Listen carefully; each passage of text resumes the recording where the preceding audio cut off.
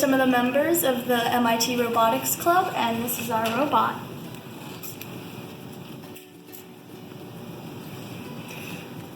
So basically, the objective that was given to us was to create a robot in 1 week. What it's programmed to do is to find a clear path, and if his path is blocked, then he has to find a new one. So how it senses all that is through an ultrasonic distance sensor, which sends out noises which bounces back toward it to know if something's in the way or not. The parts we have for this robot is the head, which Ronald just explained, the breadboard, which helps the electricity move around the robot.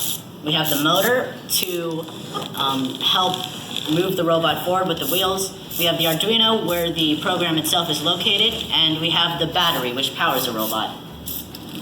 So most people ask, why would you build a robot? What purpose does it have?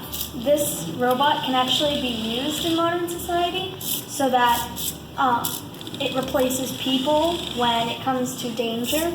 So instead of putting a human being in harm, it puts a machine that can easily be replaced. But yeah, that's our video. Thanks for watching. Have a good day.